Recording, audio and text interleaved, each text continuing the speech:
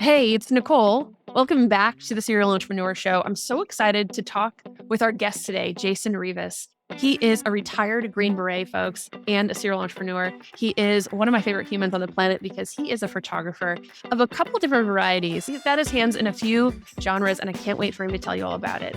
But the things that move Jayson, I'm so excited to share with you because as a retired Green Beret, he believes that he and his team have accomplished everything by, with, and through the very people who needed their help the most. And you know what? Knowing Jayson, knowing what I know about him, I see that through his business today.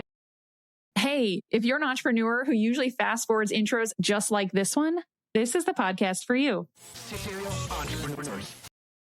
I'm so excited to welcome you to the show, Jayson. Well, thank you.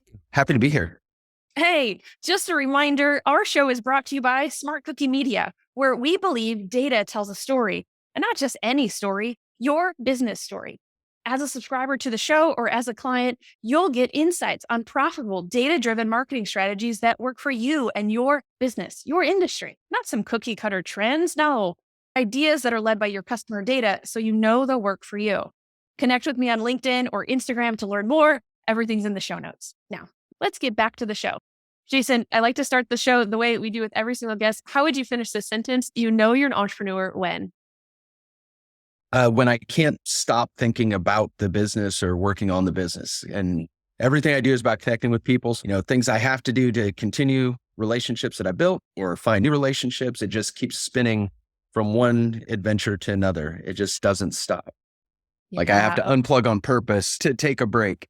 Oh, I feel like there's a story there because I agree that this work is an adventure for sure. Yeah, is there a story the last time that you just couldn't stop? How did you help yourself stop when you need to? Because sometimes those of us with families, like you have a big family, sometimes we have to actually turn it off. So is there a story there?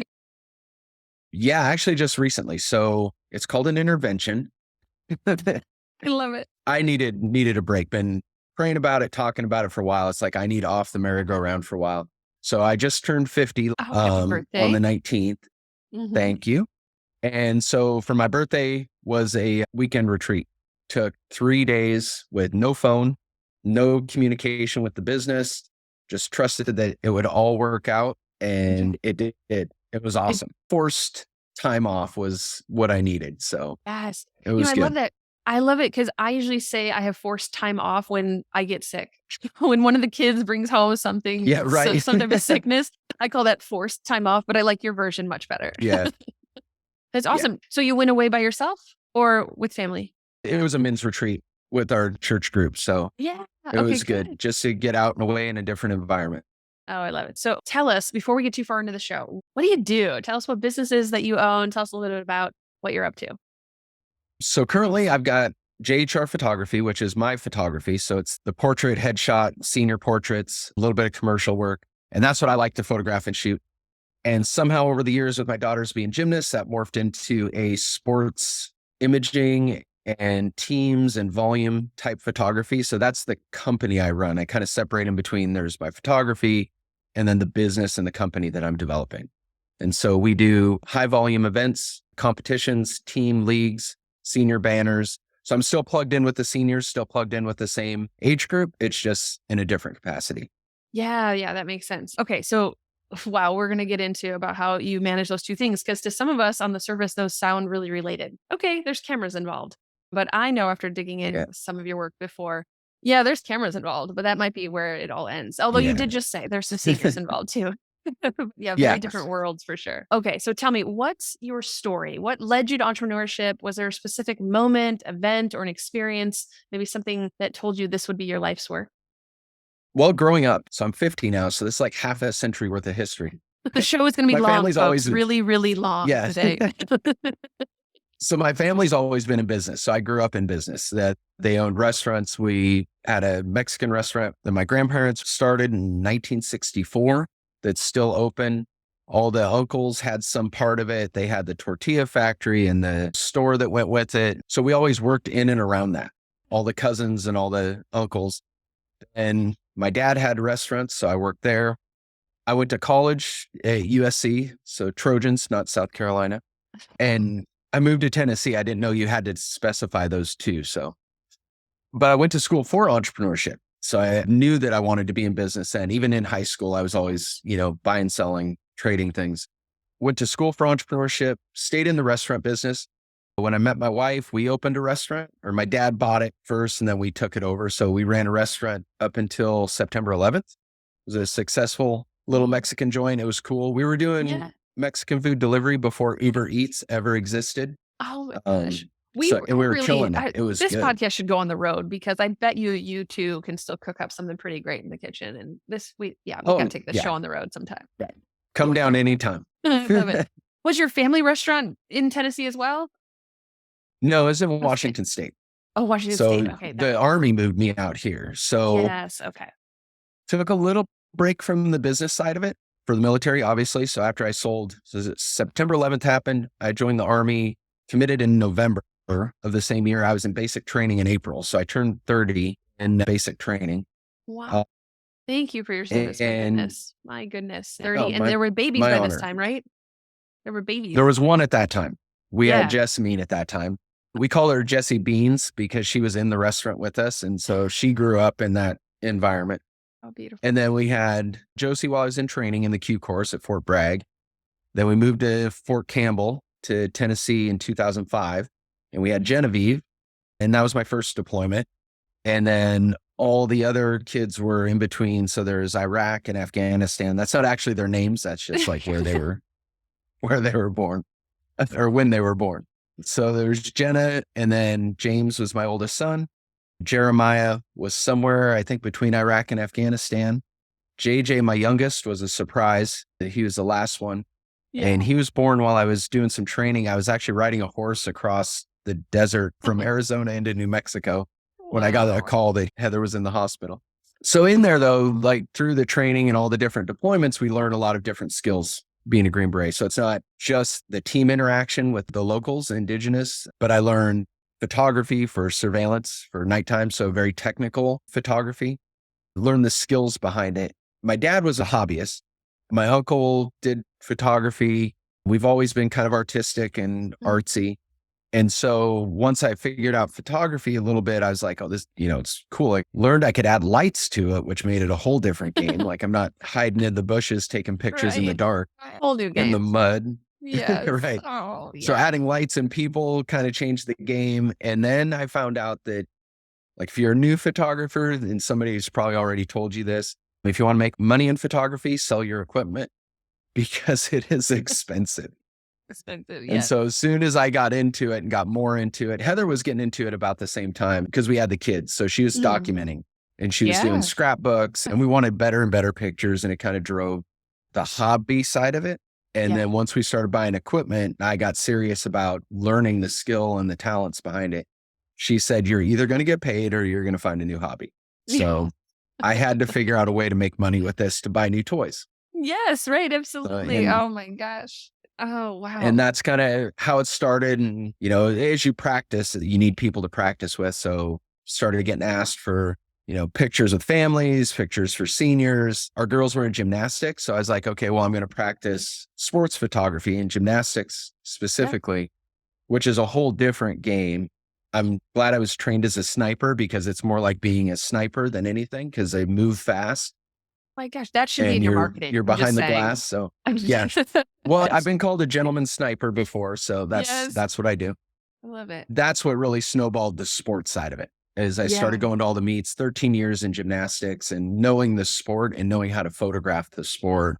And again, it got expensive to travel and do all of that. It's like, okay, well, I'm going to get paid for this. So that rolled into another aspect of the business. Incredible. So that's brought me to where I am. Yeah. See, folks, 1964 to here. There we go. What's incredible is you knew from an early age. I always say on the show, if kids can see it, they can be it. Some entrepreneurs make it here, arrive here without anybody in their past life showing them the way that, hey, they can do this too. They just have the confidence to run after it. But I know for those of us that are kids of entrepreneurs, there's this thing that I wish we could box up for others when they need a dose of confidence, because there's something about seeing your parents, extended family, aunts and uncles, sure, for me too, that they did it till they did it. Right? Like, we're up and down. They failed. For me, they pushed me to college as well. And they were like, do something else. Yeah. Go do something easier, because they believe there's something easier. And there's not. When this is your work, this is where you're supposed to be. I don't think there's anything easier.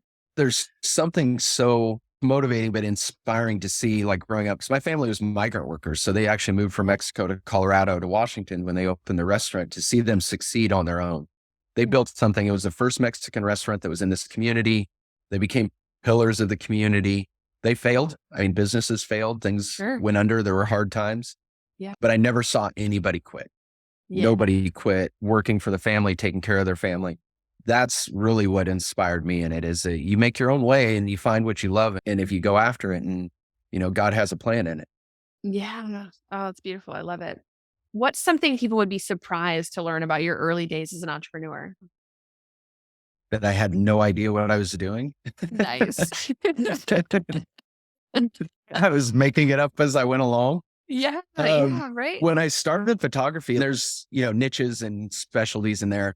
I didn't know, like, there are so many niches in it. And then there's different heroes in each niche, and like icons in each style. And like, when I started doing this, I didn't realize what area I was really getting into. Saw things that inspired me and that I liked and tried to emulate those. Running a restaurant made sense to me. Like, there's a process, like it's customers to food and all of that, and out the door and service. The photography business is totally different. So I didn't know a lot of like how that works. Like, you get into in-person sales versus online sales. They're different business models. They're not just different products. They're whole different systems.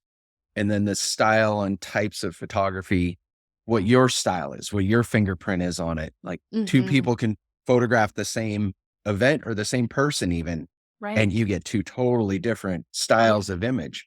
So what my style was, I didn't know. Yeah, you're right. It is a fingerprint. What was the first time you actually got to see that happen for you? I think probably the first time I saw that was, I was working in Tampa for the Army. So this was my pastime when I would deploy and go places. This is how I would spend my time, was like refining the skills. I'm fairly outgoing. You can't tell. I talk a lot, talk with people pretty easy. So if I want to learn something, it's like, okay, they're doing something, and Instagram came along, right? So you could see what other people were doing. It's like, that's super cool. I wonder if they want to work together. And so started doing collaborations, and they'd ask, well, what's your style? It's like, I don't know. One day I want to be on a Vogue magazine. Like, that's my style. That's what I want to do. But I didn't know how to get there, what I was really doing, like I said. But I knew there was people better than me that had other experience, that brought other things to the table. Probably the first time I saw that, a friend of mine, Marcia, we become real good friends. She's a photographer in Tampa. We came up with a concept, passed ideas back and forth. We wanted to do a tennis themed, like magazine style shoot. So we reached out, found a model that kind of fit the style we wanted, had some experience. She was a younger model, building her portfolio. It's all trade. Marcia was big on props, which I wasn't. It's like, I don't know. What are you going to do with that? And she's like, oh, watch, you'll see. And so she brought that element to it. I was more into the lighting and the atmosphere, the design of it that way, the clothing. So we both shot with the same model, same general theme. And we ended up with two totally different products. Like, I shot for a magazine, like the way I wanted to shoot it. I wanted to look like a magazine cover. She had some high fashion art style to it. That's like, I don't even know what you did to that image, but it was super cool. And so that was kind of the first time that I saw that. And that really drove me to like explore more creatively and be more open to creative inputs that way. It was really cool. Tell me about a recent prop you use. I see your red lights in the background, and I know you've already mentioned something to me. So talk to me about some props that you might use today. This might get you flagged. Shoot. That we, because I lit kids on fire, and it was awesome. I actually called my lawyer. I was like, hey, I got this idea. It's like, I think I need a release and a liability statement that's going to take care of this. No, we did a couple things. And actually, a girl in high school, one of the seniors, she's a wrestler, championship wrestler, came to me with the idea. Her dad's a fireman, and he found somebody online that did it, and they did a fire photo shoot. And it's a chemical mixture, butane bubbles. So we're like, that would be super cool. We had the fire truck in the background. We did just this really cool wait, talk to us like we are driving our cars, and we just heard that you lit kids on fire and butane bubbles. So talk to me like I'm in kindergarten. So Was it fire controlled? Yeah, it's controlled. So if you look it up on YouTube, it's like a 7th grade science experiment. So you make a mixture of soap and bubbles and you put the butane in it. Butane is very light, so it burns up in the air and away. So Oh, you okay. can soak your hands, get the hands cool and coated, put the bubbles in your hand and you light it and it just disappears. It just, poof. So it just goes away. And so we did that with Lily. And then the one that was really cool, and this was way more protective gear than what I did later on, but she put her fire gear on and we loaded her up and just lit everything on fire. She had the mask and Yeah. it was really cool. And how So long then does the fire stay then? Like, how quick do you have to be? it's 3-4 seconds. So you can fire off a few shots. Yeah. I mean, 3 or it 4 burns seconds, quick. folks. It's 3 or 4 fast. seconds. That's it. That's all Yeah. you get. Yeah. Okay. Yeah. You're on Okay. fire for a little bit. It's okay. We had It's fire fine. extinguishers there, hoses. Yeah. Yeah, so you're good. I love it. So we did that one and it turned out really cool. I got to get a poster done of it. And it circulated, got great coverage. We will being a link it in the championship show notes, wrestler. friends, so you can see what it takes. You think your job has high pressure? 3 or 4 seconds while a child is on fire with her fireman dad nearby. My goodness, talk about pressure. Yeah, they're not stressed out at all. No. Well, it got better the next time because a bunch of cheerleaders saw it. So competitive cheerleaders. They're like, look at this. And they tagged me in a post. They're like, oh, Jayson did this one. And then in one day I had probably 6 moms calls. So it's not bad that I did it. I had moms call, can you light my kids on fire? So don't send me to therapy. You probably need to talk to them. Yes, all 6 of them. Yeah. I love it. I love it. Shout out to the fireman dad who was like, yeah, sure. I'd like to know Yeah, how do that it. conversation went with his wife. I don't think she saw it until they were done. I knew it. I knew it. Oh my gosh. Here you were like, I'm not really into props. And then fast forward from that collaboration with Marsha to now, and you're finding really, really clever props. It's more the type of models that I attract because they're cheerleaders, they're high energy, they're, adventurous on their own. The Right. gymnasts, we've done the chalk photo shoots where they're spinning around. So I worked with Northern Illinois University and we did a really cool shoot where they're throwing the chalk around and it's colored. And this is where my portrait stuff is different than the volume stuff. I've made a niche doing real unique stuff with the athletes. So they're Yeah. both athletes and models. And I'll give Mike Lloyd credit for this one. He said, you do one of a kind photo shoots for one of a kind people. So Yeah. that was the first time that I really started bouncing that around. And that's what stuck with me on the portrait side of it. Yeah. Yeah. So let's talk a little about your portrait side. So you work with seniors. So some of that's coming over, right? Possibly those same students or even some friends, and maybe they're more into science than they are into some of the athlete stuff. And then you're working with business owners, right? And you're doing legacy photos as well, or more sticking to headshots and branding? What's happening? More headshots and branding right now. With the senior side of it, I end up having, multiple kids that they have multiple kids. I've got a couple Sure. families that I photographed 3-4 of their kids. And you look back on it now, it's 10 years worth of their family history, which is super Yeah. cool. Yeah. On the headshot and commercial side of it, it's more straightforward business type stuff, but I still Yeah. do the style that I enjoy with it. So I do more high speed headshots and events and networking events, and it's very social and interactive. Get a little audience up there while people are getting their headshots done, and you get great expressions. Like it makes it fun. This show is the Serial Entrepreneur Show. And I love talking with someone like you who is an entrepreneur who supports other entrepreneurs. Yes, you do all the other things with athletes too, but I just want to call that out on supporting entrepreneurs to help them tell their story. So key. And talking with someone like you, I think it's so important to remind all our entrepreneurs and even their team members, your image. I mean, within just mere seconds, people get to see a little part of your story. And I think how powerful it is that you've been able to take your background from sniper type style surveillance that I picture. So what is something that if you were to tell somebody, hey, the next time you go sit for a headshot, push the envelope a little bit. If they can't get to you right away, but they need to go get that next image updated, what would you share with them? Well, a lot of the ones that I work with now on headshots, they're not really people that want their pictures taken. That's veterans. So I do a lot with the veterans coming out and transitioning out. A lot of them are, getting into business for themselves, either real estate or brokers and new jobs. Being an entrepreneur, I always push them to, even if they go work for somebody, treat it like it's your job, like it's your business. Yeah.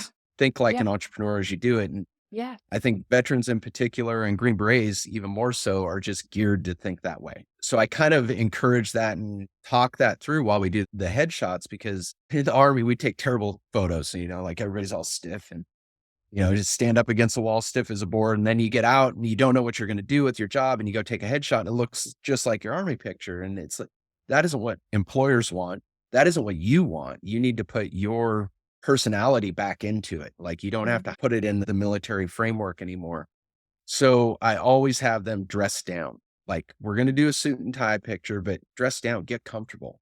Wear your favorite ball cap, wear your, t-shirt and jeans and, just be you. And I shoot the in-between moments. So it's not just the pose, like I'll pose them up and then get them talking or we'll joke.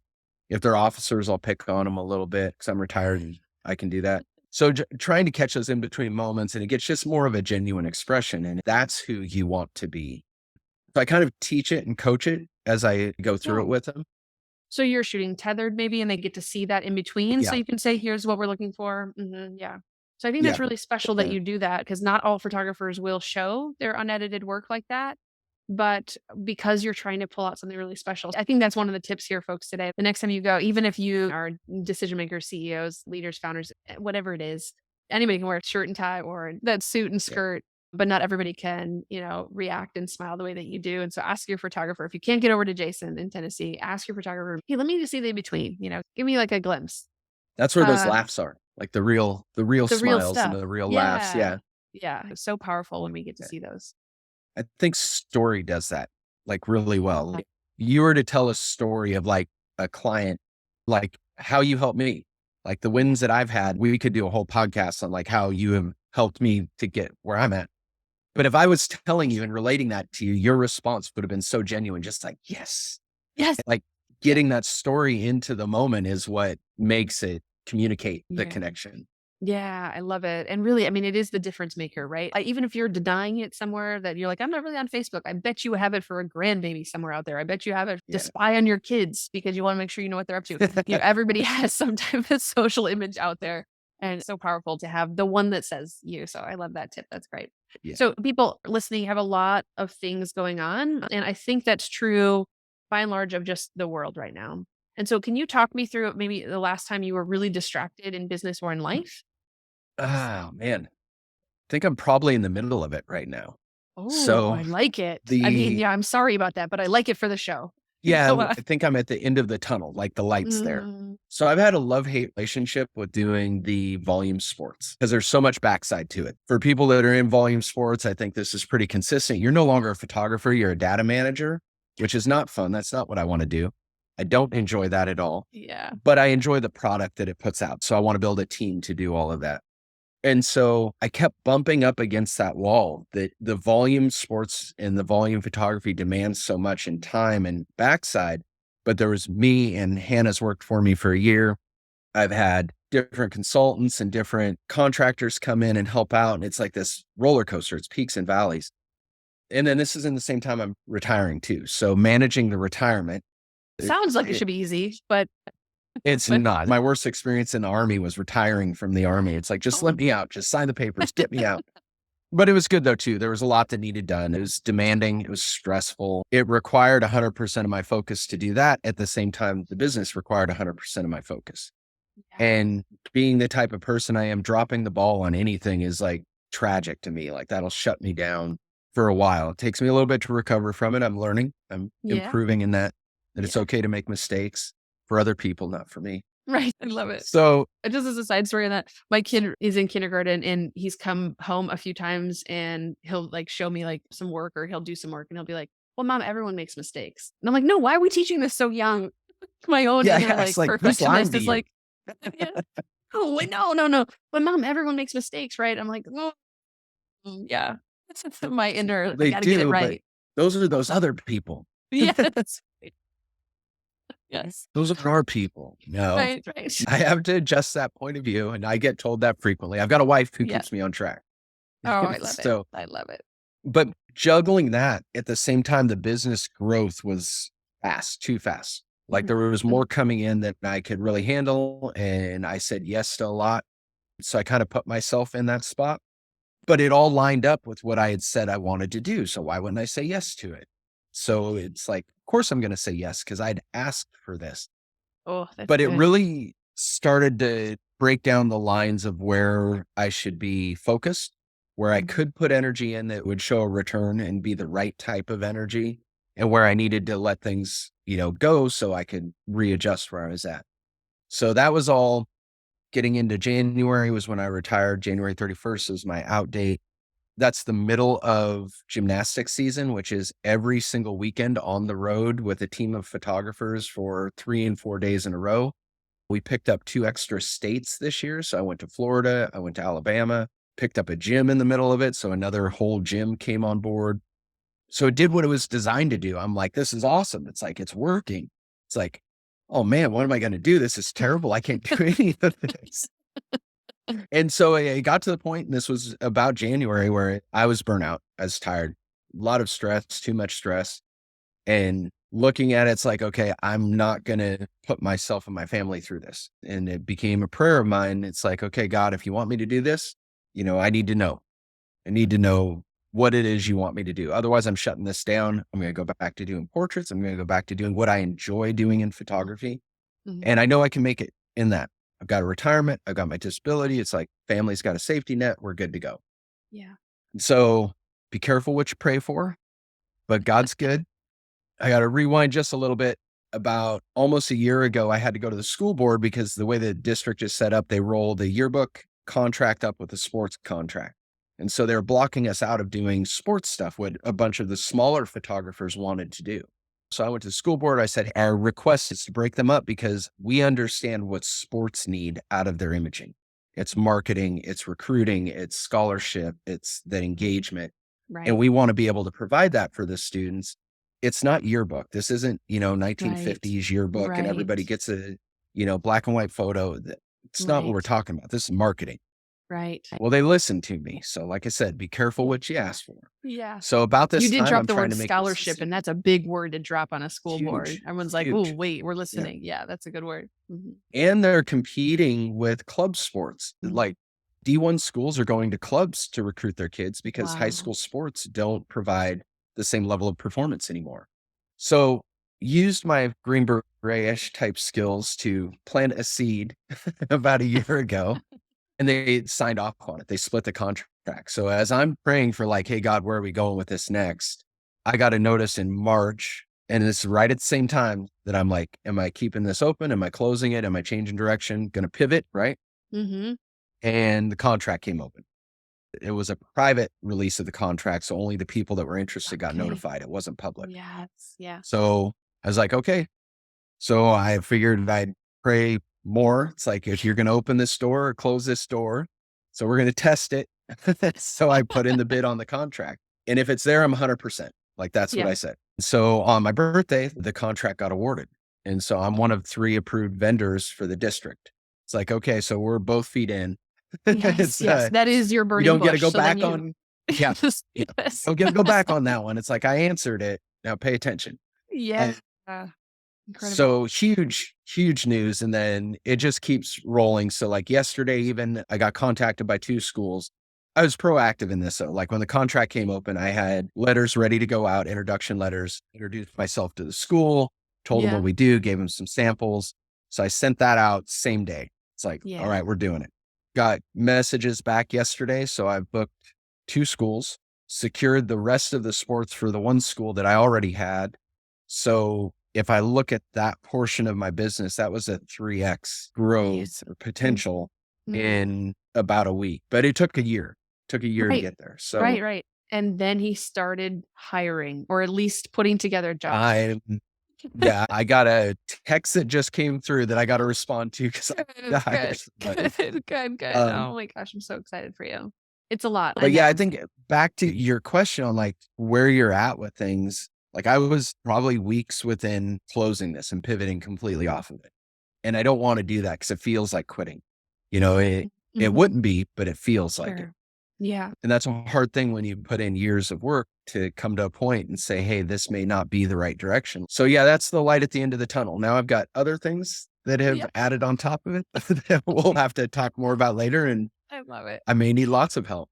You may. Oh my goodness. But that's our top calling as an entrepreneur, right? It's to create more jobs. We can do our own job and just create work for ourselves. But I think some people are meant to do even more for the community around them when they serve. Yeah. That's what I love about it. The coolest thing to me is like, now I've got a team of photographers. I did for gymnastics too, but my Yeah. job's to make them amazing. Right. Like, Yeah. take what you photograph with me and like, that's your portfolio, man. Use it. Yeah. Yeah. Like, I want you to go do that. Hannah's Yeah. a photographer also, and she's getting into concert and artist photography. And so we're back and forth with how do you do that? And man, that's so exciting to see. She's got people calling her now. And she's Yeah. like, I don't know what to do. It's like, Yes. tell them, like, you charge, your work is valuable. It is worth something. Yeah. And So Hannah it's started with you really as an cool to see. assistant. So to see that for Yeah, her is just I love super it. cool. I love it. Okay, so we're going to get you wrapped up here pretty soon, but is there something you would want our listeners to know, those that are in decision-making roles like you that have something coming up that you just want them to know more about? I'm actually a member. I don't rent or lease a studio. It's called The Press. And so it's a co-work space. It's in Clarksville. And it's really an entrepreneur incubator. So inside this space, we've got real estate, we've got graphic design, we've got myself, a photographer, the small business development centers here. There's like all different kinds of people that do different things. And they host networking events and workshops here. So people come in and I get to meet with them and talk with them. So a lot of what we do is passing on the type of advice that I got when I first started. And so in this space, I've given a couple talks, new entrepreneurs, people starting out. And one of the big things is one, have a plan, like know what you're going to do. But once you have that plan, it's a long game. Like, you're planting seeds. Once you know who your customer is, like, it took a year for me to get from going to the school board, having an idea of what I wanted to do with it, for that to show up. It wasn't immediate. Right. It wasn't like they weren't just going to sign off Right. that day, but I had to keep putting things in place as if it was going to happen. Right. So took a year to get it to the point where it's at, but that investment early, knowing where you want to go with it, and then surround yourself with the people that can help you do it, continue to act as if it's going to happen. Because if you believe it's going to Mhm. happen, I don't think there's any such thing as a coincidence. It is, proper planning and being prepared for when it takes place. That's where I kind of thrive and I really get the enjoyment out of it, is that I get to pass that along, in the place that I'm at, and it encourages that, fosters that kind of environment. Yeah, So I love it. I think a lot of that advice goes for our established entrepreneurs too. I think sometimes we can all forget, why isn't this happening faster? Oh, yeah, okay, I got to I, do a little more relationship, a little more planting a seed, a little more tending, that garden of network that I need to work inside of, and not view it as a task of like network or relationships, but like just view it like this is the work. I will say it is rare. Sometimes I'll do it with my co-host Matt, but it is rare for me to disagree with a podcast guest. But if I may lovingly push back a little bit, you told them to have a plan. You and I both know we guessed we the did. general I outline. had So a plan. I think It it's what was, you it meant. was, yeah. My plan was, I'm going to work really hard and this is what I'm going to get. Okay, No. good. Okay, good. Let me share that, because sometimes when people are like, "Do I need a marketing plan?" I'm like, I Yeah. mean, you need a plan to No, market. I agree. You But- don't. Yeah. yeah, Right. yeah, You yeah, don't need to have everything spelled out. yeah, But yeah, where those gaps are, and this goes back to my military experience as well, is our team didn't have to have all the expertise. In fact, we didn't have most of it for where we were working overseas, because I don't know anything about where these people live, how they interact. We Yeah. found those people. yeah. Those are the people that we brought in to fill in those gaps where we didn't have the expertise specifically in that. We went and found them. So Yeah. surrounding ourselves. So the plan was to build a business. I Right. wanted to build a photography business. Yeah. I wanted to build a company and other people to succeed. That's my plan. Yeah. Inside of that, where Yes. I didn't have the skills and talent for certain things, I found those people. Yeah. And that's why being here at the press, being in this environment was so valuable to me, is that I brought the advisors in, I brought the expertise in. And the plan doesn't go in a straight line. It kind of goes back and Yes. forth and around in circles. Yes, that's right. Like having a big family, we always joked, if you want to make God laugh, tell him your plans. So that's how I ended up with 6 kids. I love it. I love it. I love it. Every time that I think of you and your 6 kids, I think about how long it takes me just to get 2 children in a vehicle. And I'm like, I don't know. Jason left the house, but you were away. And I so the forgot wife him a had to couple figure it out. times. Okay, let's get you wrapped up and get you back to your day. What is one of the key lessons you learned as an entrepreneur? I go back to surrounding yourself with the people that are experts and talented where you lack. Yeah. Like It's so that's smart. something that served me well. Yeah, for sure. That's really great. What's your definition of Mm. entrepreneurial success? Oh, it's not money. And I'm finding it's the process. Like I love building. Like Hannah would be a success. You know, the other photographers that I work with, seeing them get gigs and grow and things like that being a success. It's other people. It's not the money or the accolades. Like I don't care about that. Like it's seeing others succeed through whatever it is that I built. Yeah. Oh, I love it. I love it. You remind me of Zig Ziglar that said, if you help other people get what they want, you'll get what you want anyway. Like your stuff will be covered, but Yeah. it's seeing that fulfilled in someone else. That's really special. Tell me, Yeah. what's next for you, or what are you promoting? Is there something you want us to know about today? So right now, if you know an editor or are an editor, I need Yeah. an editor. I Yeah. need a graphics person. We are hiring right now. So to be able to meet what is coming down the road, I'm looking to expand my team. But if you are in like this area and headshots or marketing photos or just fun photos, if you want me to light your kids on fire, like, Yeah. give me a call. Absolutely. I love it. Okay. Your favorite place to hang out online. Where could people get in touch with you? I'm always on Instagram. So JHR Photos on Instagram. Been spending a lot more time on LinkedIn and connected with people through there. So LinkedIn is just Jayson Rivas. Jayson, this is a pleasure. Thank you, Nicole. This is cool. Thank you for your service to this country. Just so special. Thank you for serving your community the way that you do. I can't imagine seeing the children on fire, but I can't wait. Can't wait to see those images. I'll send the pictures over. You've been listening to the Serial Entrepreneur Show, produced by the team here at SmartCookie Media.